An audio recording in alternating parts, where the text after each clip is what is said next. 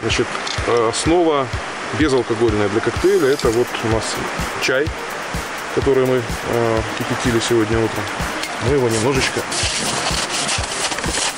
охладим. Отжать лимонный сок.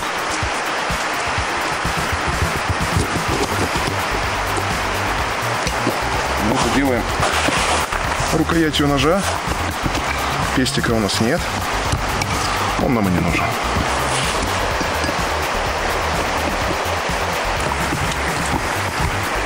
Лимон — это то немногое, что нас связывало до сегодняшнего утра, так сказать, с прогрессивным человечеством. Сейчас мы его изведем, и нас уже ничего больше связывать не будет. Лимонов здесь на Колыме не водится. Хочу обратить внимание на структуру льда. Он очень качественный, то есть это готовый лед для приготовления коктейлей типа маргарита. То есть не кубиками, а вот такой соломочкой. Заливаем лимонный сок, тщательно его процеживаем с помощью ножа. Заливаем безалкогольную основу. Чай, приготовленный на костре, из пакетиков.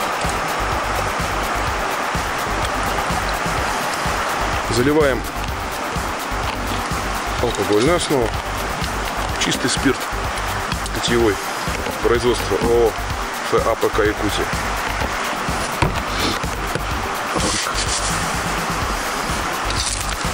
Добавляем лед. Льда не жалеем, у нас его много.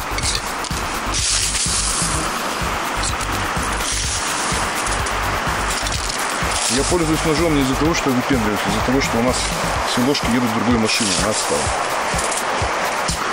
Для момента блаженства почти все готово. Это что-то вроде Long Island Tea получается, насколько я понимаю.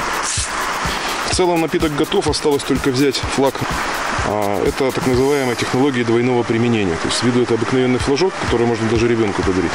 На самом деле это тщательно законспирированная соломинка для использования с коктейлями.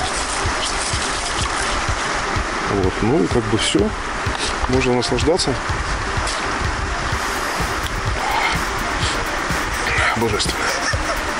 Не хватает только легкой музыки.